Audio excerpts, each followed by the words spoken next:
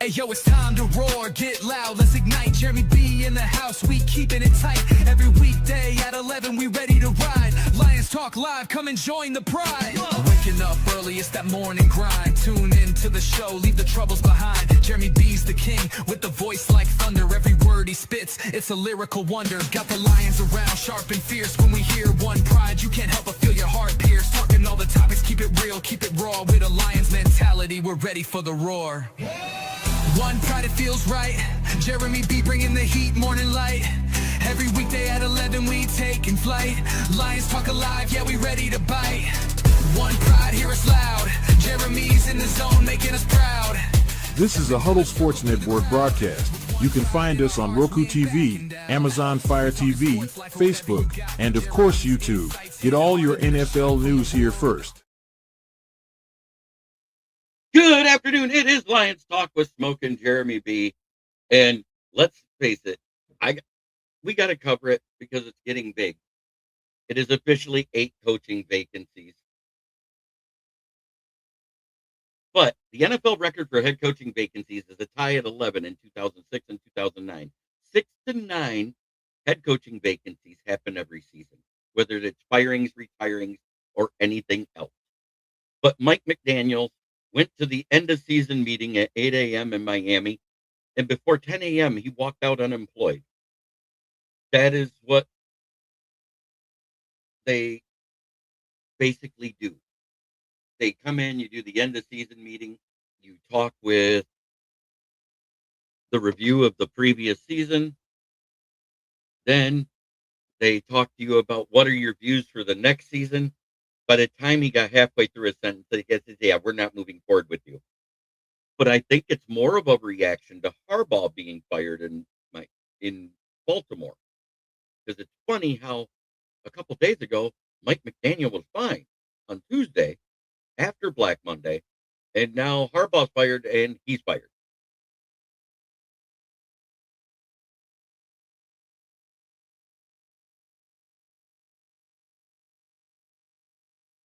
Thank you. I try to be. I listen to everybody I talk to, whether they're fans or newscasters or podcasters or broadcasters or fellow people in the media. And I've been listening to them. And Linderbaum is in contract talk with Baltimore, despite losing their coach. Why? He is to that franchise what Frank Ragnow was to us. I remember that draft when Pittsburgh took Kenny Pickett, and 2 picks later, the Ravens got Linderbaum, and I said Pittsburgh made a huge mistake. They probably could have had Pickett in the second round because he was not first-round talent. And they should have got Linderbaum and got the anchor of their O-line. Because the center is the anchor and the leader of an O-line. They're the ones that call out protection. Maybe not as a rookie, but the following year. Linderbaum has been great for Baltimore already. Hey, no problem, Nick. Only thing I'm going to ask is next time, make it so we're looking at your entire face instead of just nose up, because it makes it look like you're going, how are you? I'm just playing. Trying to be funny. Trying to give you good criticism and make it a joke.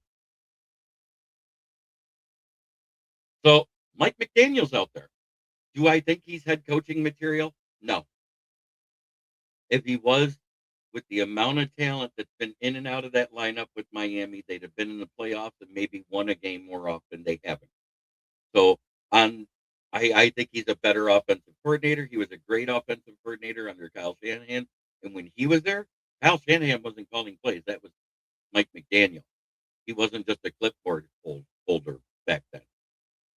And they had a very good run. And that was without Christian McCaffrey. Imagine what he'd be doing there as their OC with Christian McCaffrey now.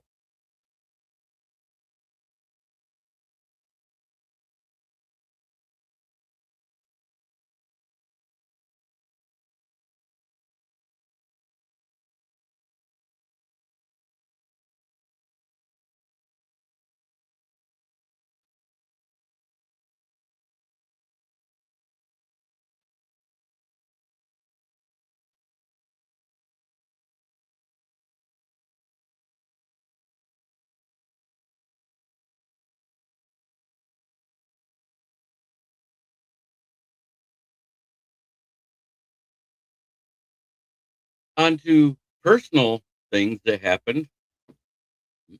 Miguel. Oh, that's okay. I get it. I'm just letting you know because I've had to work with people before. It's constructive criticism, buddy. And I'd rather do it live because if I wouldn't say it live in front of other people, I shouldn't say it to your face. Yes, I would love McDaniels here. But I'm going to say something that's going to make Lions fans mad. Remember in 2021 when we fired or demoted Anthony Lynn and we promoted Ben Johnson, and in the offseason, we made Ben Johnson a first-time OC after being a passing game coordinator from the year before to help Dan Campbell call plays.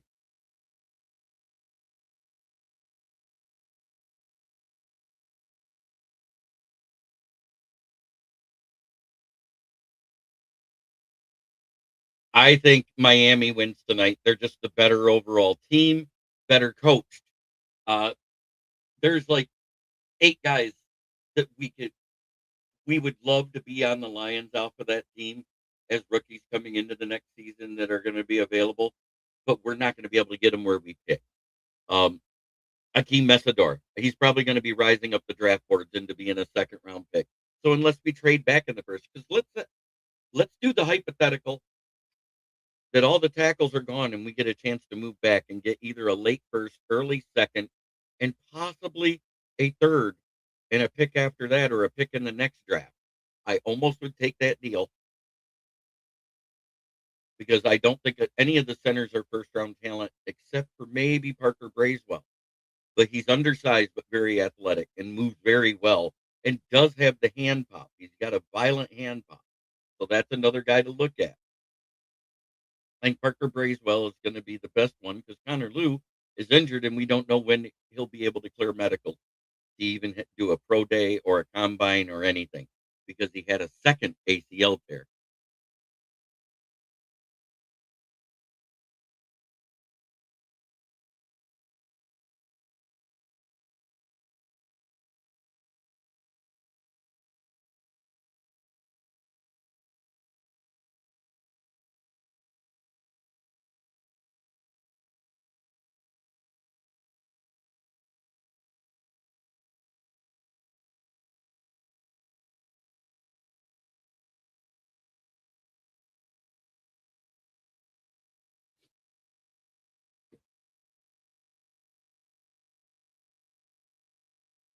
No thanks, John Dorn. I think he's finally learned his lesson because last year we didn't draft injury prone players that they didn't have injury history.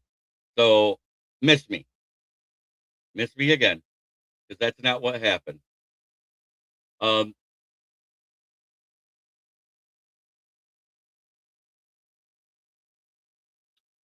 he refused to fire any of the coordinators. They wanted the coordinators gone after about 4 games, and he refused to do it. He stood up for his coordinators. There's something to be said for loyalty, and I get it. But at the same time, where's the loyalty to Harbaugh? Because he wouldn't get rid of the OCs midseason. They decided you're out.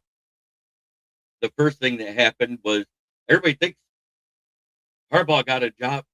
Is the guy getting the head coaching interview with the Browns? No, it's Todd Monken, the offensive coordinator. They're bringing him in. I think that's a mistake. Um, Mike McDaniel being fired this morning, I'm pretty sure that's the other one. And I think the Giants requested to talk to Halfley of the Packers, if I'm not mistaken, Dorn.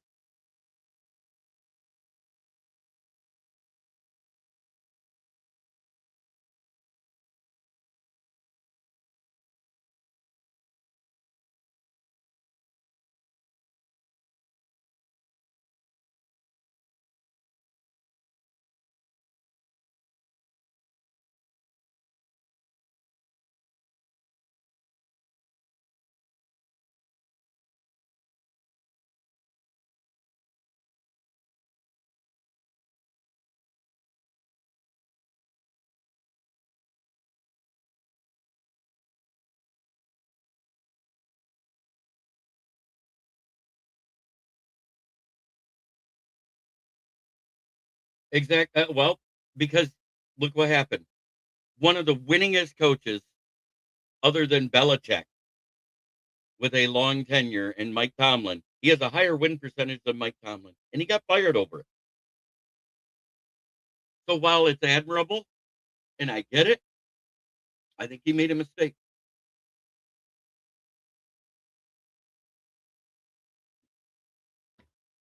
I still think it's funny. Bill Belichick, Mike Tomlin, Andy Reid,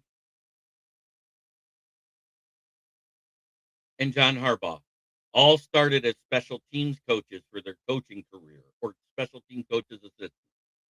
Something to be said about not getting offensive or defensive coordinators and getting a special teams coach as your head coach for a first time head coach. Think about that.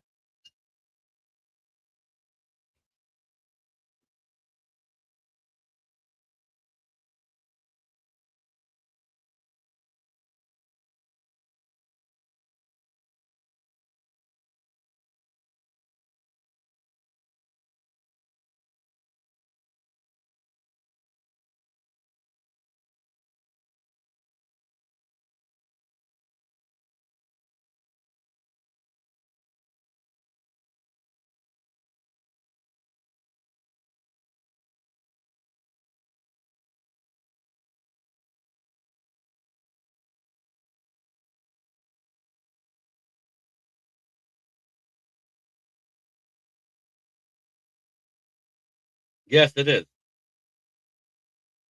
Good afternoon, RBF Fred. It's good to see you, brother. You must be hitting your lunch because I know you were busy earlier and couldn't talk much. But again, I want to put this up here so everybody can see it. 6 to 9 head coaching vacancies happening every year on average. 2006 and 2009 was the record with 11 vacancies. Yeah, Dave Phipp has done an excellent job. Look at who he's worked with.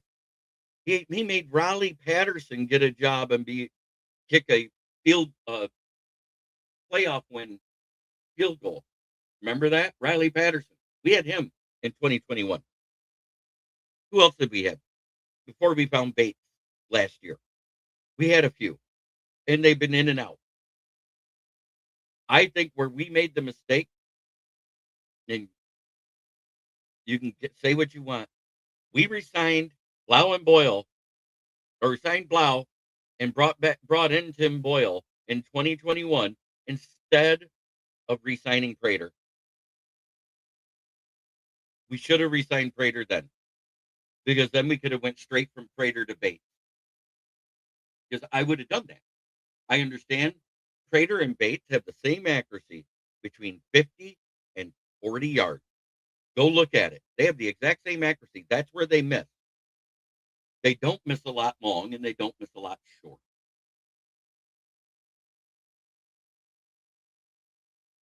They're basically the same kicker with with Bates having more leg power.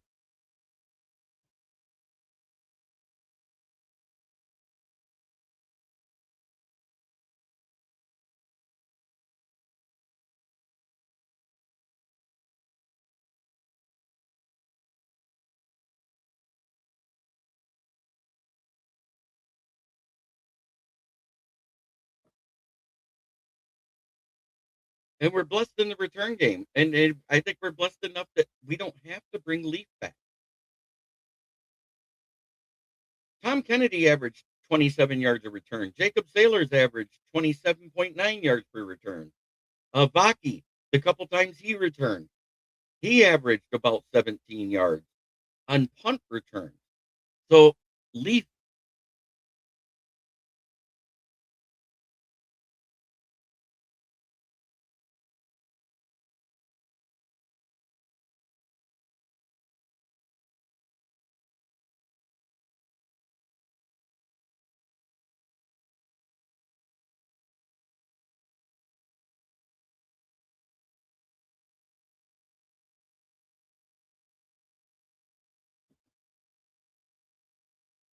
if you're on X, please switch over to the YouTube side. That's Kneecap Biting with the Motor City Lions. I can't see your comments there.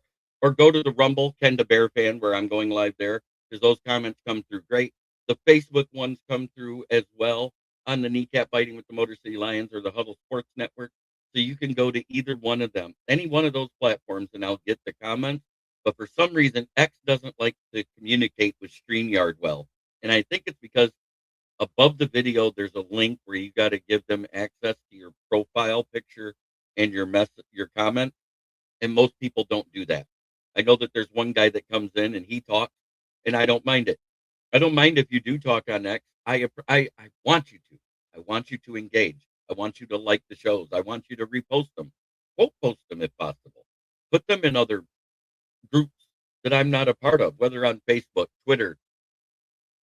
Put them in link them to IG on my shorts. I don't care. You can share those. I don't care. Make money off my content. Facebook is already paying me, and I'm on my way here. Hello, Layla Muhammad here.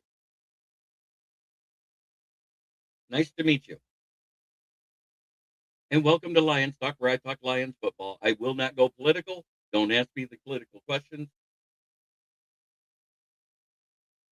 Hello, good to see you.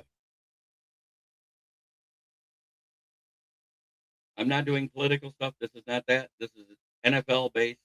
Um, we're having a great year in other sports in Detroit as well. Red Wings playing fantastic hockey.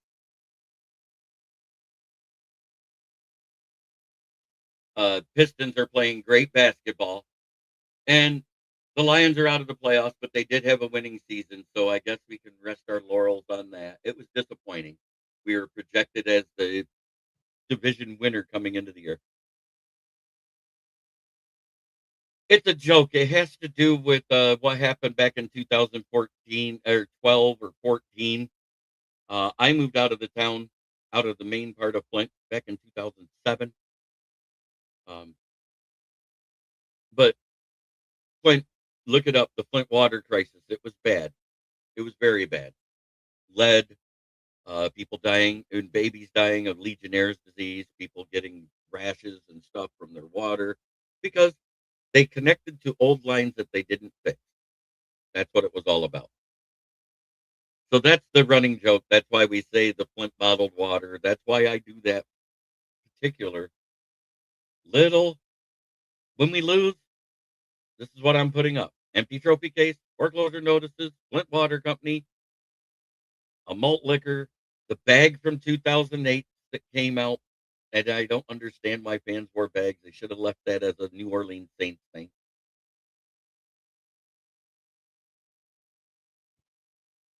But where I live here in Burton, we have well water. It's perfect. I made up that line for Brandon's Tire because they were my sponsor.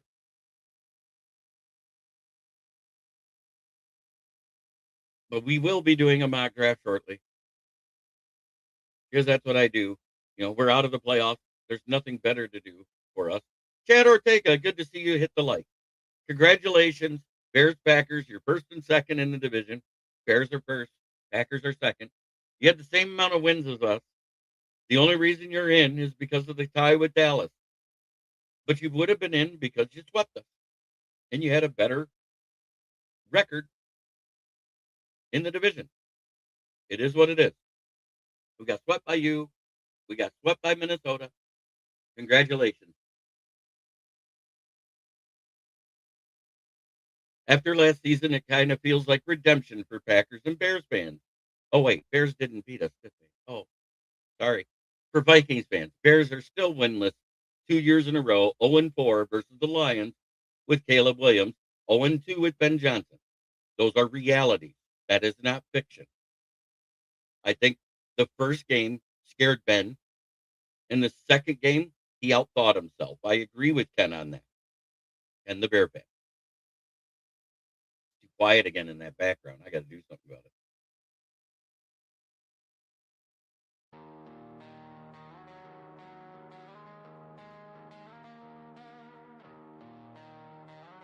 Hold it.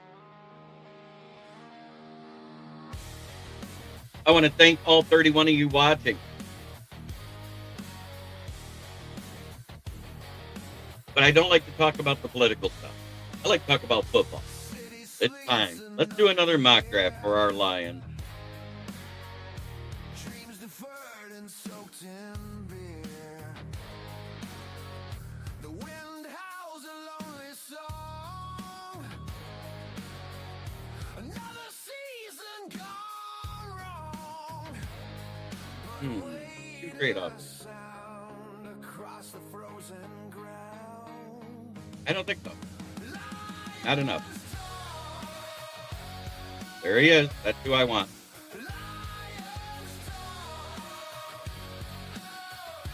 Smoking Jeremy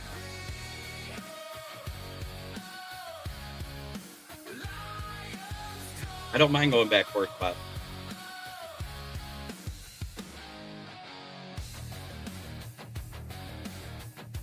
There we go. That's what I was looking for. down rubber ghosts of better days. Echoes in a hazy maze. Same old story year on year. Hope and heartbreak always near. A rumble deep, secrets they will keep. There we go. Good size.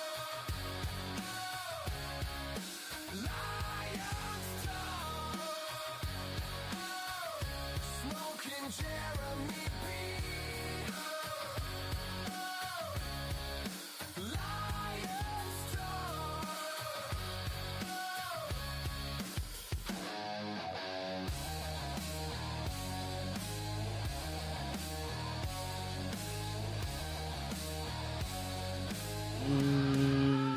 Three spots? Yes.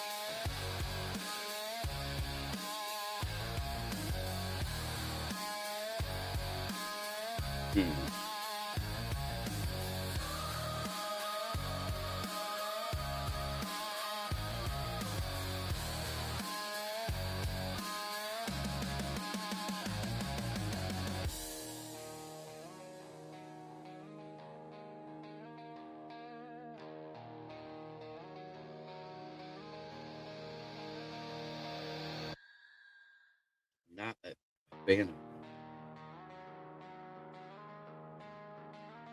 Ooh, he fell. Oh yeah, I'll take him.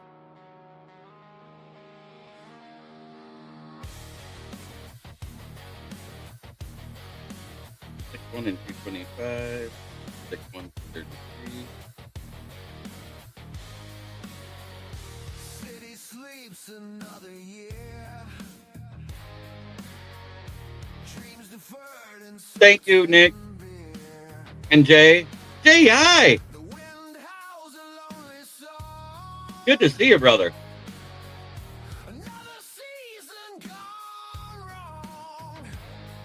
But wait a sound across 6'3" and 190. There we go.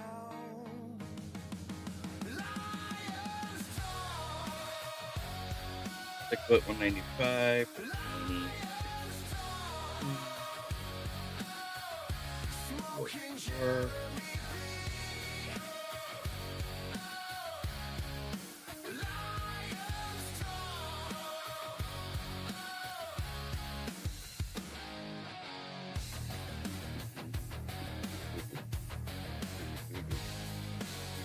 down rubber ghosts of better days. Better days. Echoes in a hazy maze. Same old story year on year. Hope and heartbreak always near. A rumble deep, secrets they will keep. Lions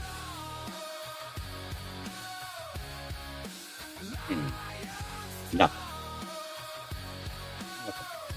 smoking Jeremy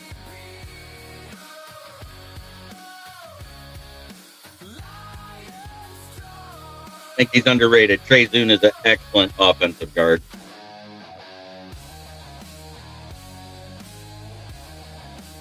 My guy.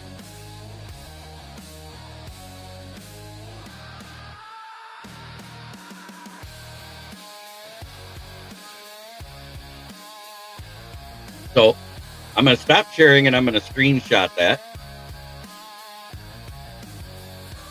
I do have some good news though. Let me stop the music.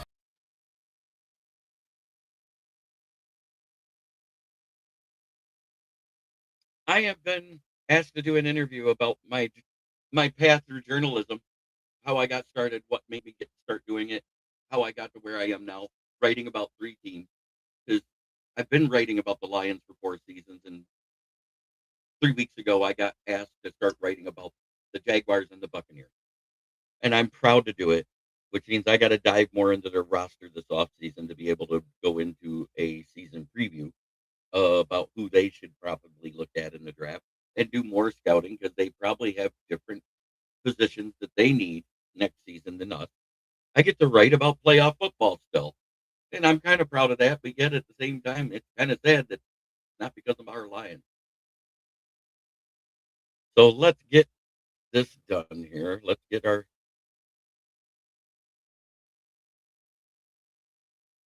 So we ended up with 10 picks in my mind.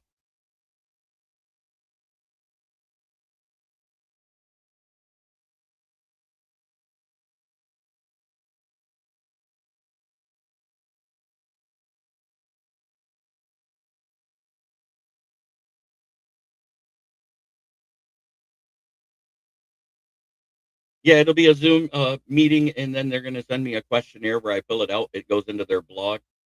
He writes about journalists across the country, and I'm honored he asked me. He reached out through LinkedIn. That's usually a way more valid spot to get those type of offers and stuff.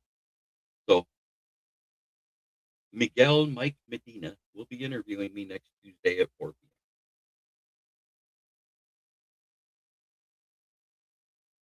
So somebody recognizes I have talent.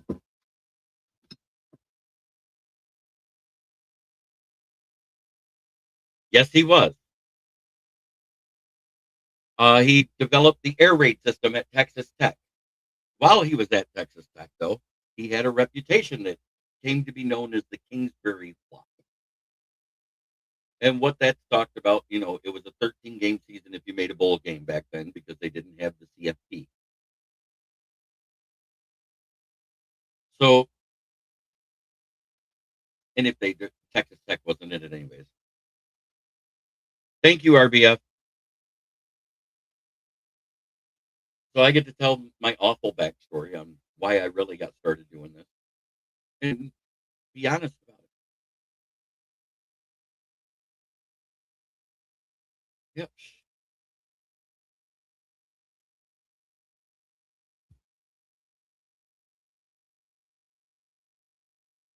So I get to have an interview. I get to do something that tells the story of my son, David Mike. And I'll be honored to do that. It'll be a sad day and a happy day all at the same time. Uh,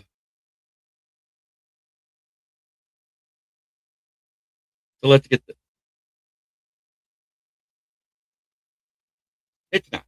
Um, and that's why when these young people lose their lives, it hits me harder than it does most.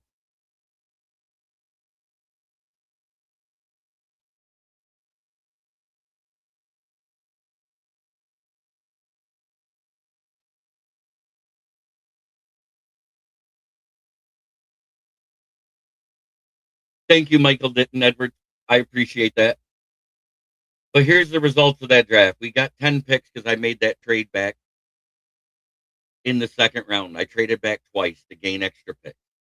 So I ended up with picks in all 3 rounds because we started with Francis Maugawa out of Miami. I got Anthony Lucas, 6'5", 272-pound edge out of USC at the 63rd pick. Logan Jones out of Iowa for center at 95. Somehow Kenyatta Jackson is sliding down, and it's probably because Maugawa owned him. Sicario Davis out of Washington, a 6'3", 210-pound corner. Genesis Smith, a 6'2", 210-pound safety. Aiden Fisher out of Indiana, the 6'1", 233-pound linebacker, just like Malcolm Rodriguez.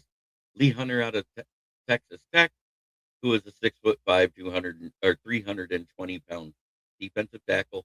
Trey Zune, a 6'6", 330-pound offensive guard. And Kendall Daniels, the former safety turned linebacker that they called the cheetah position at Oklahoma. They created it for him because when he got there, he was 6'2" and 210 pounds. And in the next 2 seasons, he grew to be 6'5" and 242 with the workout and the carb load program at Oklahoma. And that means he's developed from an in-the-box safety to a great linebacker off ball at middle linebacker. You pair him up with Jack Campbell, oh boy. Because I don't think we re-signed Anzalone. Anzalone's in his 30s.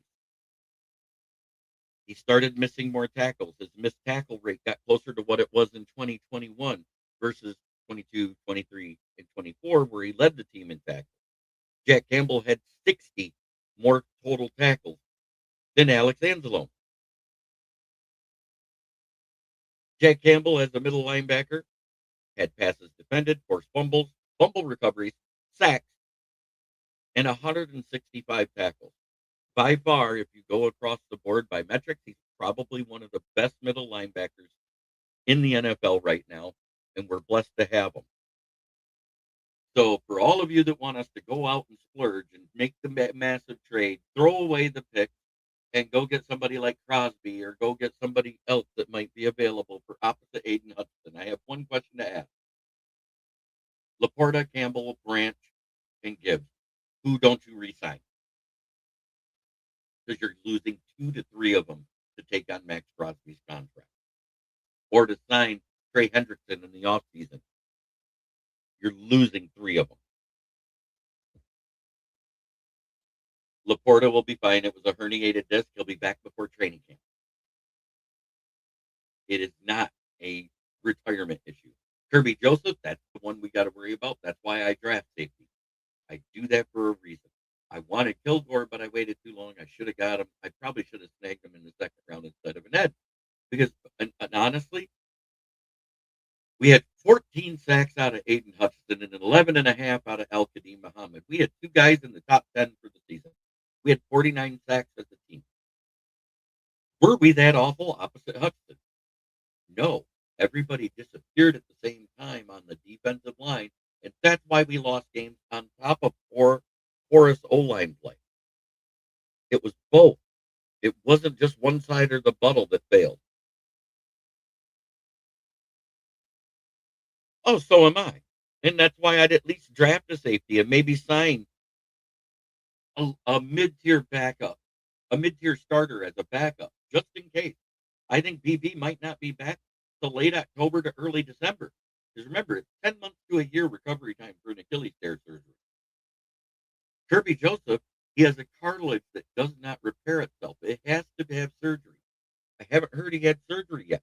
The longer he takes, the longer he'll be out this next season, which means we'll be out without our 2 all-pro safeties for another year. That's why we got to start thinking progressively and not just be complacent, not just go for the bargain bin stuff. We have to get a mid-tier starter as a free agent and draft one for depth to develop. I say go back and re-sign Iffy. You could probably get him for less than half than what Branch or Kirby's going to get because they got there. He was good. He just wasn't great for Miami. He was good, not great for us. He was great in spot start. But when he had to play an entire season that year, we got rid of Walker. He was exposed next to Kirby. That's why we drafted BB. And yes, he helped in a couple games when people were out. Grandma Trace, good to see you. Yeah, I did another mock draft number 24. That's where we're at. We're on the couch. We're Cancun bound as a team. But that was my draft. Screenshot it. I'll probably do it as a clip later. But I do have to work today, so I will be cutting this show short. It is a pleasure to talk Lions football. Mike McDaniel's gone. There are 8 coaching vacancies, and there might be 2 more. There might be two more after this week, and I'll leave it at that. I'm not going to guess who. Oh, they are fun. Mock drafts are the Sears and Roebuck's wish list. Thank you, Michael Ditton Edwards. I try to talk them through. Sometimes it's hard. But try every day to be a better person than you were the day before, because that's the only way to make the world a better place. It does start right here. Much love to everybody in the chat. And we will see you tomorrow at noon, where it's me and BA. We're going to do our season recap. And then on the Lions Fan Cave chat, I'm probably going to do the season recap there too. And then each week, it'll be the same thing. I will go live every day at noon. I will do my NFL Roundtable Talks at 9:30 p.m. on Wednesday. I'll do Fire Up with the South Florida Tribune on Thursday. And I'll still do my Lions Fan Cave chat with a weekly news recap.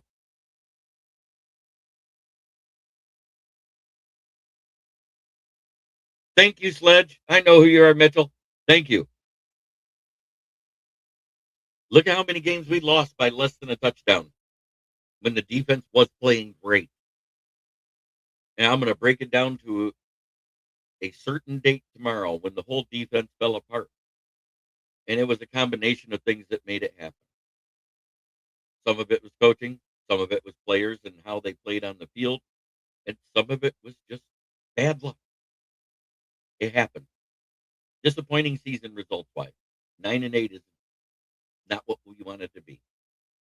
But it's way better than anything we got with Matt Patricia and Bob Quinn's front office. Because guess what? Their best season was 5 wins. Go back to the Millen era. It was awful. We had a nice little run under the Mayhew regime, but he wasn't great either. He got lucky that Jim Schwartz developed that defense into what it was that Caldwell got, and then it slowly dismantled year by year. And we got worse every year until Patricia got here. Try every day to be a better person than you were the day before. That's the only way to make the world a better place. It starts right here. Much love, everybody. Peace, love, and chicken grease.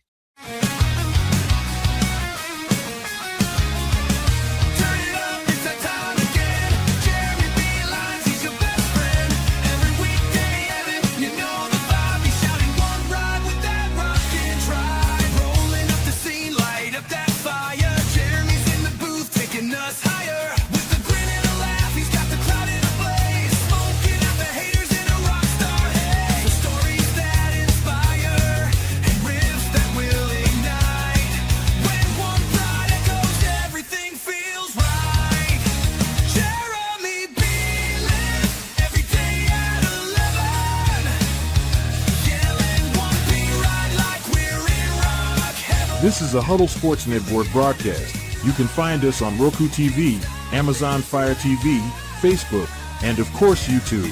Get all your NFL news here first.